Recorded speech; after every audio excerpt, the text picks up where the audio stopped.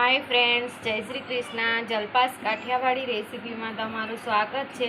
आज आपणे बनावीशुं गुंदानुं भरेलुं शाक। ए पण आपणे बेसनथी भरी अने बनावीशुं।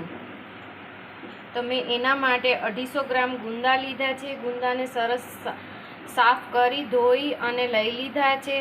तो आपणे हवे पेला गुंदा फोड़ीशुं। आपणे पेला गुंदा फोड़ी लईशुं। आ रीते आपणे सेज फोड़ी अने अंदरथी ठळियो काढी लईशुं।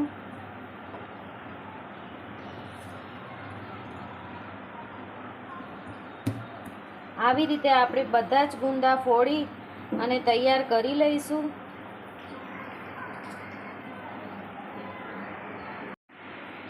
आपणे बधा ज गुंदा फोड़ी अने तैयार करी लीधा छे ठळिया काढीने। हवे आपणे गैस चालू करी આપણે ગેસ ચાલુ કરી દીધો છે। એની ઉપર એક કઢાઈ રાખી દીધી છે। હવે એમાં આપણે પેલા તલ નાખીશું। 1 ચમચી જેટલા તલ લીધા છે। આપણે તલ નાખીશું અને તલને શેકીશું।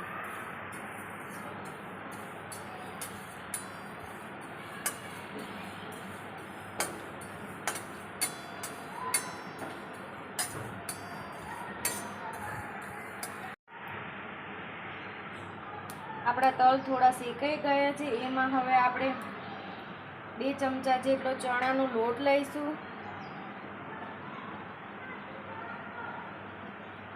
અને આને આપણે શેકીશું। આપણે ગેસની ફ્લેમ સ્લો જ રાખવાની છે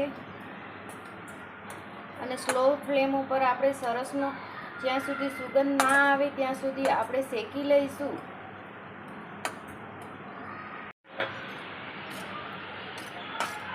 આપણો લોટ સરસ શેકાઈ ગયો છે। હવે આપણે ગેસ બંધ કરી દઈશું અને જો આમાં તમે તલ શેકીને નાખશો તો એનો ટેસ્ટ ખૂબ જ સરસ આવશે। હવે આને આપણે એક બાઉલમાં કાઢી લઈએ અને થોડો ઠંડો થવા દઈએ।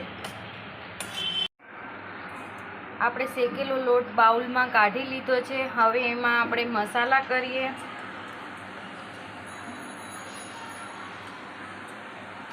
અડધી ચમચી જેટલી હળદર નાખીશું। 1 ચમચી કાશ્મીરી લાલ મરચું નાખીશું।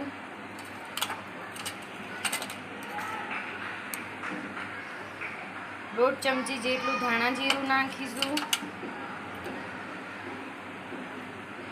સ્વાદ અનુસાર મીઠું નાખીશું।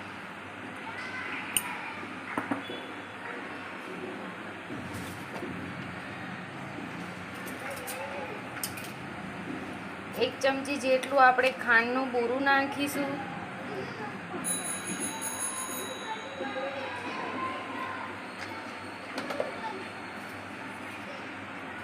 અને 1 ચમચા જેટલું આપણે મોણ નાખીશું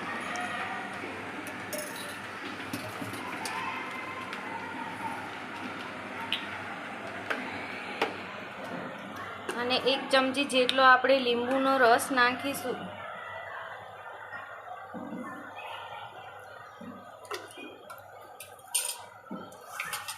બધું બરાબર મિક્સ કરી અને હલાવી લઈશું।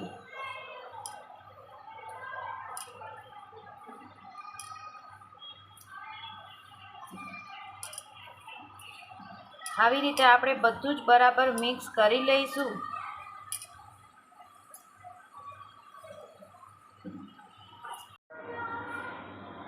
આપણો બધો જ મસાલો બરાબર મિક્સ થઈ ગયો છે। હવે આપણે ગુંદા ભરી લઈશું।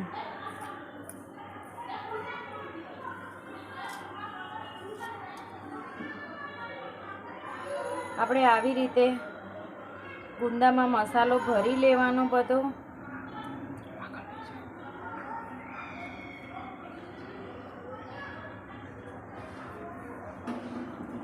આવી રીતે આપણે બધા જ ભરી અને તૈયાર કરી લઈશું।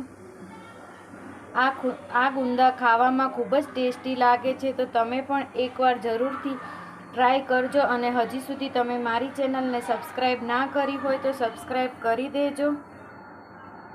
આ રીતે આપણે બધા જ ગુંદા ભરી અને તૈયાર કરી લઈશું। આપણે આવી રીતે બધા જ ગુંદા ભરી અને તૈયાર કરી લીધા છે અને આપણે આ 2 ચમચી જેટલો મસાલો વધાર્યો છે એને આપણે ઉપર છાંટીશું, વઘારીશું. એટલે હવે આને આપણે પહેલાં બાફવા મૂકી દઈએ. મેં અહીંયા પહેલેથી જ કઢાઈ મૂકી દીધી હતી અને એમાં ગરમ પાણી મૂકી દીધું હતું અને એની ઉપર છીણી રાખી દીધી છે. હવે એમાં આપણે એક એક ગુંદો આ રીતે ગોઠવી દઈશું. આ રીતે આપણે બધા જ ગુંદા ગોઠવી દઈશું.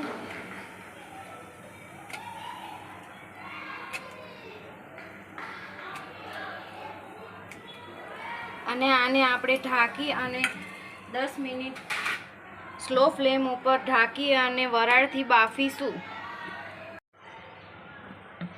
આપણી 10 મિનિટ થઈ ગઈ છે. આપણે ઉચકાવીને જોઈ લઈએ. આપણે ચાકાની મદદથી જોઈ લઈએ. આપણા ગુંદા સરસ ચડી ગયા છે. હવે આપણે ગેસ બંધ કરી દઈએ અને આને આપણે થોડીવાર ઠરવા દઈએ.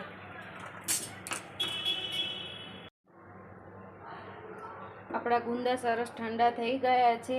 હવે આપણે ગેસ ચાલુ કરી દીધો છે. એની ઉપર એક કઢાઈ રાખી દીધી છે. એમાં હવે આપણે પહેલાં તેલ નાખીશું.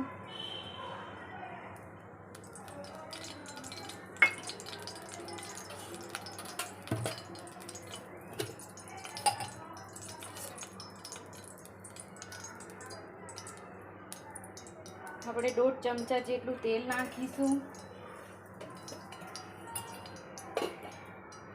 તેલ ગરમ થાય એટલે આપણે રાઈ જીરું નાખીશું.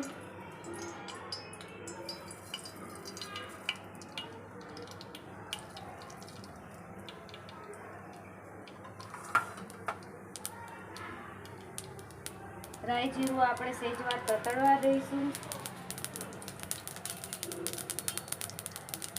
આપણા રાઈ જીરું સરસ તતડી ગયા છે. એમાં હવે આપણે પહેલાં હિંગ નાખીશું, હળદર નાખીશું અને આપણે બધા જ ગુંદા નાખી દઈશું.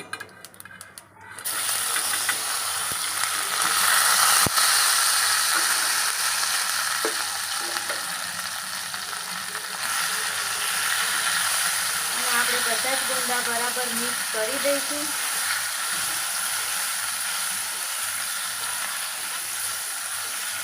અને થોડીવાર આપણે તેલમાં સાંતળીશું.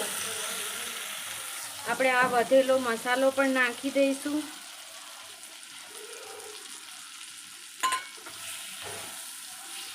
અને થોડીવાર આપણે તેલમાં સાંતળવા દઈશું. આપણા ગુંદા સરસ સંતળાય અને તૈયાર થઈ ગયા છે. હવે આપણે ગેસ બંધ કરી દઈશું અને આને આપણે સર્વિંગ પ્લેટમાં કાઢી લઈશું.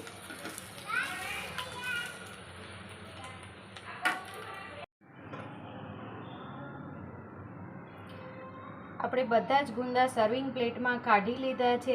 ખૂબ જ ટેસ્ટી લાગે એવા આપણા આ ગુંદાનું શાક તૈયાર છે. જો તમને આ મારા ગુંદાના શાકની રેસીપી પસંદ આવી હોય તો મારી ચેનલને લાઇક, શેર અને સબસ્ક્રાઈબ કરજો અને બાજુમાં રહેલા બેલ આઇકનને પ્રેસ કરજો જેથી નવા વિડીયોની નોટિફિકેશન મળતી રહે.